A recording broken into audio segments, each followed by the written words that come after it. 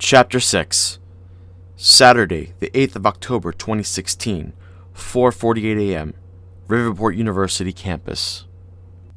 Two Monarch operatives dragged Will like luggage out of the west-facing doors of the quantum physics dome. Jack lurched back toward the fractured light of the now vacant lobby. He tried to push himself back into the gaps between seconds, to close the distance in a blink. It didn't happen. He felt wide and hard and heavy, and could do nothing but lumber. He looked again, and Will was gone. The adrenaline left his system abruptly, and the tunnel vision of his focus loosened. The reality of where he was and all that had happened rushed in and knocked him to his knees. A great, racking sob burst out of him, kicking the chest and shoulders so hard his ribs flared with bright pain. They had his brother. Paul was gone. He had killed. Will had begged him to leave with him. He hadn't listened. Everything had gone to shit because he did what he has always done. Act first, think later. Get it done because nobody else would. He was in so far over his head he'd need a jetpack and a map just to see daylight. They had Will. Paul was gone. There was a cartoon series he and Paul had loved as kids. Team Outland. Zed had too. 6 years ago, they were on the couch, streaming an old episode. A character had popped on screen and made the team trademark hand signal. The time out sign. Think before you act. They chanted it, snarfed popcorn, drank beer, and winced at how badly the series had aged. Good memory. Weird timing. Stop. Think. These were the facts as he has understood them. Paul oversaw a time travel project for Monarch. Will was hired to consult, but was kept largely out of the loop. Nonetheless, the machine was based on Will's research. Then Monarch either hired mercenaries or used their own troops dressed in weird gear and had them attack the lab they own. They were supposed to steal the core of the machine and kill a bunch of innocent people in the process. Why? Kill a bunch of people? But they wanted Will alive. Why? He was valuable to them, which probably meant that they weren't done with the machine. But none of this would have happened if Paul hadn't turned on the machine. The attack kicked off almost immediately after, as if the machine's activation had been a signal. There had to be an answer, but Will was the one with the brains. Had Jack's involvement been planned? What about his abilities? Were they intended? Had Paul been in on it? Was Paul even alive? If he was trapped at some kind of end-of-time point, could he be saved? An hour ago, everything had been fine.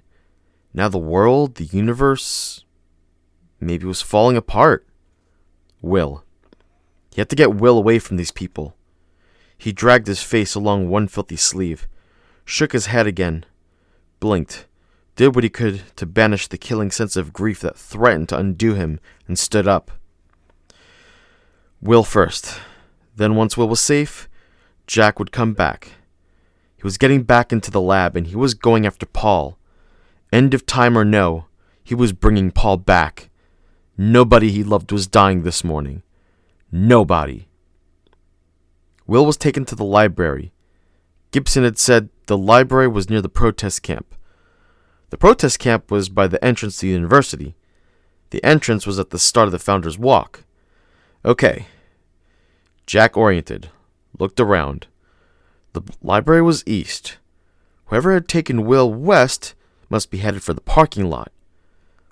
A university security bearcat tore out of the parking lot behind the dome, along the nearest tree-lined avenue, headed east, straight for the library. Jack willed himself into the space between moments, and while the world wasn't looking, he ran. The entire city was alert to what was going on. Crowds pressed against Monarch-erected barricades 2 blocks from campus. Police flashbars turned anxious faces into neon flipbook. The media were issued canned statements. Civilian drone pilots reported their toys suddenly stopped dead once they got within 2 miles of the campus. Bloggers screamed blue murder. Phones and tablets turned to fritzing junk. Families wanted answers. People were missing. Cops yelled at Monarch troops. Monarch troops followed a policy of total non-engagement. An event had occurred. The company had state sanction to contain the event. Local law enforcement and the community would be briefed shortly. The situation made it easier for Jack to blink toward the western face of the library, unseen, and get inside. Particle board fencing had been erected around the site. Signs with "Demolition in progress, do not enter" were nail-gunned to each one, by order of Riverport Council and Monarch Construction. Every fourth fence panel had a 4x5-foot employment infographic. Actors in hard hats flashing a "I got mine" smiles. Most of these were plastered with unflattering graffiti and anti-Monarch stickers. The squawk and bark of Monarch bullhorns told Jack the scene 2 blocks away was intensifying. Jack climbed the hood on an unattended Bearcat, leaped over the fence and made for a rear door. He hit the ground on strong legs, head still spinning but eyes clear. Fixtures and fittings had been stripped from the library, leaving a shell and the lecture theater without a door. He walked in. It was dim inside, the lecture theater hollow-bodied and sulking. Racked tiers had been stripped of seating, the oak paneling to be consigned to landfill in history. Slack 6-foot-long tubes of plastic wrap hung limply from banisters, littering the floor, along with a thick coat of dust. No fittings and no power meant no illumination. Small gas-powered generators burbled throatily from deeper in the guts of the old place. Someplace better lit than here, judging from the glare spilling from the hallway. "Please, let me go. Will? Terror had happened here, in this room. He could feel it, his new sense alive to the agitation and fear. It was imprinted upon the chronon flow in the room, as clearly as tracks through snow. "Please, let me go. Jack's attention gravitated toward a space at the foot of the racked tiers, in front of an antique oaken podium. His senses pulled toward that point, like iron filings toward a magnet. Will had been here. Every cell in him knew it. Figures leaped into existence, no more substantial than the thin light that leaked into the hall from the world outside. Will flanked by 2 Monarch troopers. "Please, let me go. Jack watched the trooper on the left elbow Will in the stomach, dropping him. Then they dragged him toward the hall where they evaporated into shadow. Gone. An after echo? Or a brush with the future? Echo. Jack didn't know how he knew, but he trusted it. He had so many questions for Will. He needed to know what the fuck was happening to him. The hallway would have been beautiful a year ago. Now dust gathered against the molded skirting boards, the 2-tone floors strewn with discarded insulation and wiring. The hallway ended, open-mouthed into the library's main room, bracketed by frosted glass panels. Light stands were arranged evenly around the cavernous space. Shelf-lined mezzanines overlooked the main room, lined with wrought iron railings. The long oval of the information desk remained in place, but most everything else had been ripped out. Serried lines of chrome lugs patterned the checkered floor around the info desk, the footprints of vanished internet cubicles. Jack tried to pick up Will's trail, feeling for another vision, scanning the main hall. He was so preoccupied that he didn't notice 2 smiley-faced troopers guarding an archway in the north hall, until it was too late. He realized his mistake as soon as they clocked him. Jack didn't think. He warped forward and grabbed the first trooper's weapon, failing to notice that it was strapped to him. The mask smiled at him, and then Jack was struck in the face for his trouble. He recovered in time to be staring down the barrel of the gun he tried to snatch. Jack warped. The trooper fired, and his partner keeled over dead. 3 ragged holes stitched through peace. The surviving trooper's awareness disconnected for a moment as he took in what he had done. He snapped his rifle toward Jack, as Jack cannoned into him at warp speed, blasting both of them into a pile of dilapidated wooden bookshelves stacked 7 deep against the wall. The trooper didn't move, smiling vacantly at his own lap. Jack pulled himself to his feet, stepping away from the slack-bodied trooper he just used as an airbag. The northern room, which the 2 troopers had been standing watch in, was circular and just off in the main room. It used to house the stacks, judging from the signage and the ghostly rectangular footprints that fanned the space. Jack heard generators thumping from a small room off to the side, from which cabling snaked. "Jack?" It was dim in the stacks chamber, the light from the main hall lighting the gutted room like dusk. Clear surfaces, deep shadows. Will was there, quiet and pressed against the wall, hands zip-tied at his waist and clearly terrified. Jack searched the trooper, took his combat knife and popped the blinders off Will. "You okay? Answer me later. You got a bunch of shit I want explained. Jack, look." Against the curved wall near the body of the crumpled trooper was a foot, sneakered, Chuck Taylor's. "They brought them in here," Will said. "Some of the students from the camp." The kid wearing the chucks was propped slack against the wall, hair spilling from beneath the hoodie across the floor, his chest a bloody ruin. Jack exited, shielded his eyes against the glare of the lamps, and moved past the perimeter. Forward was the wide, doorless exit. To the right was the corridor through which he had entered. To his left was a long hall once used for shelves and periodicals. Now it was a mortuary. Bodies lay strewn across the chessboard floor. Not killed here, but dumped. Not one of them would have been out of their 20s. Amy, the girl that accosted him in the quadrangle, would be here. Jack realized somewhere. He still had her flyers in his jacket pocket. Respect existence or expect resistance. He couldn't bear to look. "We gotta go," Jack said, marching back to the light. "Come on, Will, we gotta go." 2 men with the familiar round-faced peace silhouette flanked Will. One had a carbine pointed at Jack, the other had his weapon aimed at Will's head. Jack cursed his stupidity. They had been in the generator room. He needed to be sure that he made a play here and now, that he could warp fast enough to kill the 2 men in less time than it took to pull the trigger. He didn't know. His powers had been coming and going, but he had to do something. Then someone said, "Stop! Just stop!" Jack squinted in the light. An avanacular hand rested on Will's shoulder, briefly before the third person stepped forward.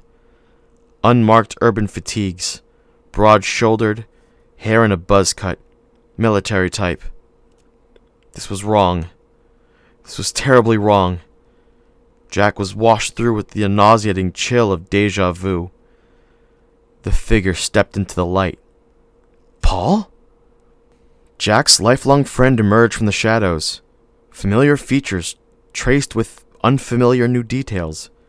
Worry lines now creased Paul's forehead, and his hair had stippled salt and pepper at the temples. His build was no longer that of a project coordinator. His was the economically muscled body of a career soldier. Paul Serene, the passionate idealist, had been replaced by an older man. Excitability did not vibrate beneath this lean individual's skin. Gone was the easy smile. This man's form was his function, and his function was the imposition of a will that glittered sharply and certainly from behind clear eyes. This couldn't be real. "I'm sorry," Paul said, and vanished. A hard cannonball of pain impacted the small of Jack's back, collapsing him to his knees.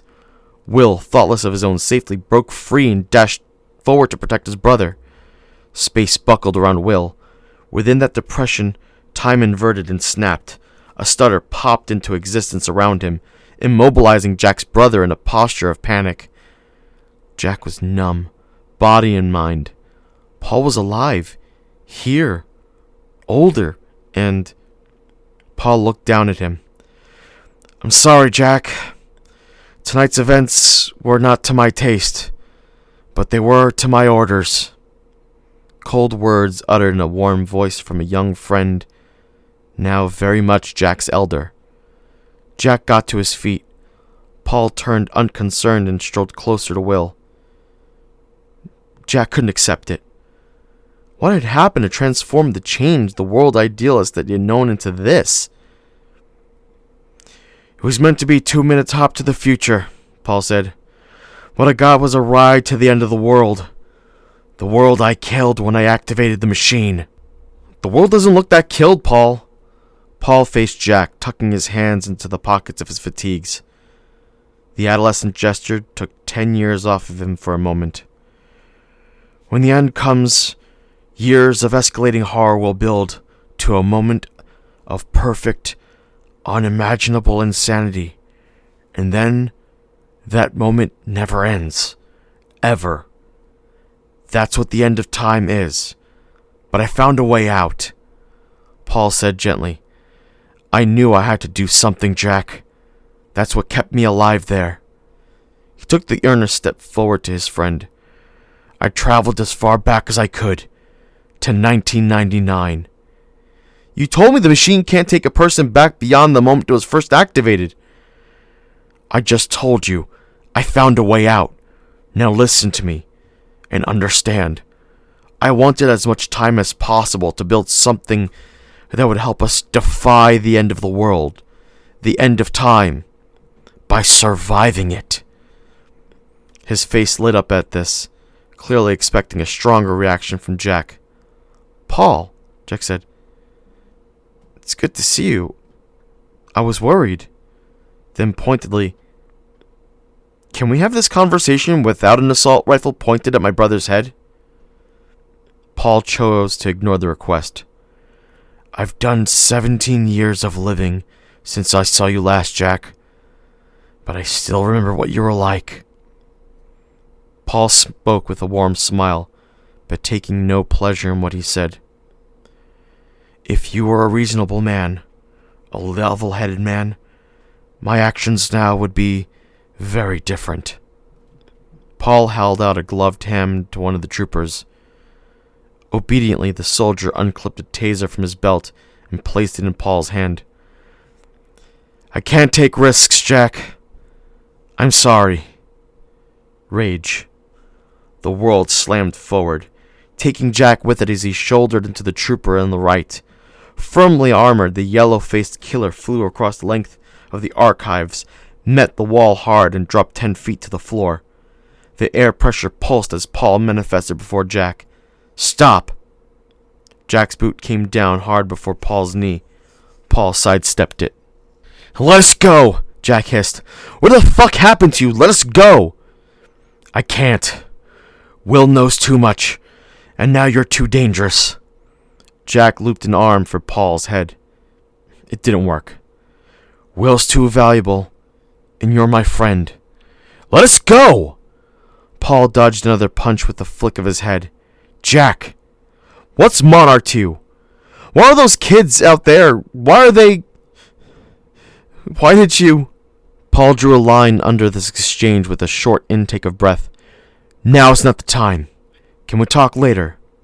Paul smiled, a familiar detail. He had smiled like that at bad jokes, little victories, and Team Outland. Deja vu. Paul's shoulder flinched, snapping into fists into Jack's face. Jack's senses had an argument. Nothing made sense. Then all was darkness. Stone, cold and wet and flat against his face. Skull ache as if someone had taken a screwdriver to a bone suture and twisted. Blood in his mouth like old dirt. Somewhere in a hidden corner of the room, Will was pleading in frustration. We can't let this happen! Black tile, white tile. He raised his face from the lobby floor and the unpleasantly adhesive spill his cheek was resting in. He spat blood and dust and lifted his ringing head. Jack was still in the library. 40 feet away, Will was frantic, desperate for understanding and out of ideas. Paul stood over him with no intention of engaging. I can stop this event.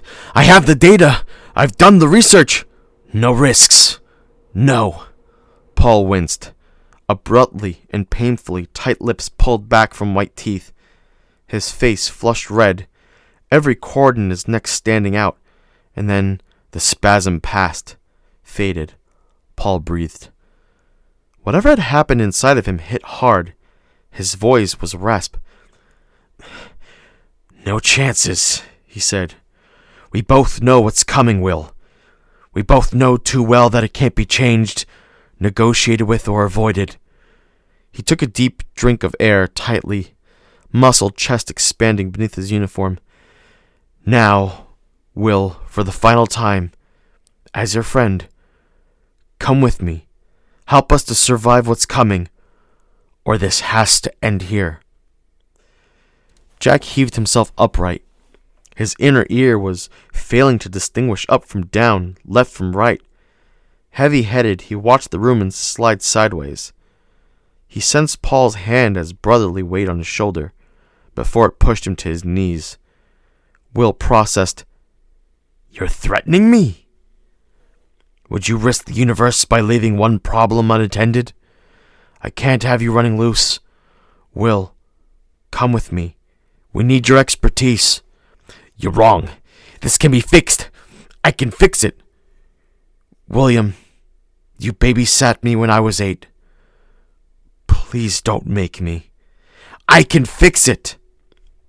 Paul's silence communicated everything. Jack shot to his feet, and this time Paul shoved him to the dirt without love or care.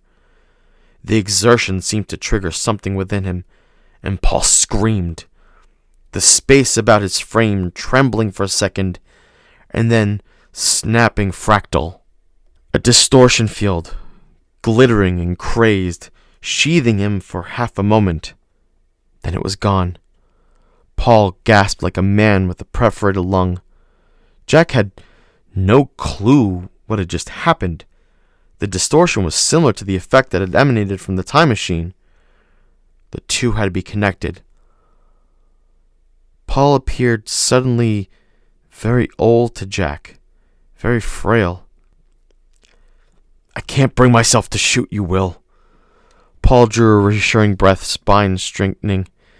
It took me years to understand what had to be done. He had recovered quickly, far quickly than Jack was. But we don't have years for you to come to the same conclusions. We have moments.